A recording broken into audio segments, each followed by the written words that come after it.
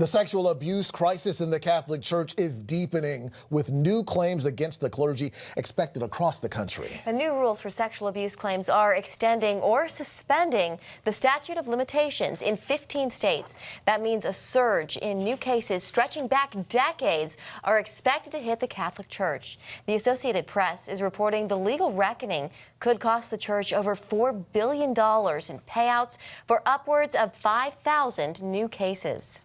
And joining us now is Father Thomas Reese, a Jesuit priest and senior analyst at Religion News Service. Father Reese, thanks so much for joining us today. Sure, I wish it was a happier topic. I know, indeed. Well, this legal reckoning we were just talking about, how is this going to affect the Catholic Church here in the U.S.? Well, it's going to affect it very negatively, but we have to acknowledge the great pain that these bad priests put on these poor victims. I mean, it was a tragedy, it was a sin, it was a crime, and the Church needs to reach out and try and do whatever it can to help these people.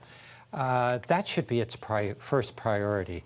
At the same time, this is going to lead to billions of dollars coming from the Church. It's going to lead to bankruptcies. We have to realize that. We have to face that. It's sad, but that's going to be the reality of what we're going to have to deal with in the future. And what about the Vatican? Does it have a financial role to play in all of these abuse claims? Well, the Vatican has been sued numerous times by lawyers trying to go after it, and every time they've lost. The laws in the United States, international laws, make it impossible to sue the Vatican. So it's simply not going to happen. Well, is this change in the statute for limitations of sex abuse claims something the Church has long feared?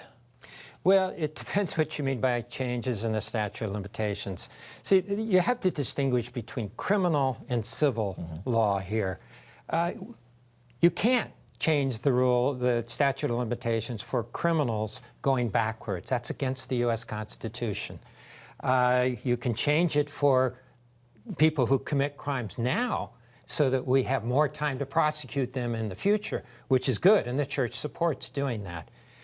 When you're talking about suing, then yes, you can change the laws and open a window so that people can sue the Church for damages for things that happened 20, 30, 40, 50 years ago. And that is, in fact, what is happening now. Now, that's going to lead to bankruptcies. And it's also extremely difficult to defend those cases because, you know, do you know what you were doing 30 years ago on November 3rd? Right. And do you have witnesses to come forward to verify that? So that's why we have laws dealing with statute of limitations, because it's very difficult to defend yourself under those circumstances. Well, to your point, Father Reese, you know, many of these stories of sexual abuse by clergy go back decades into people's childhoods. What do these new rules do for these victims?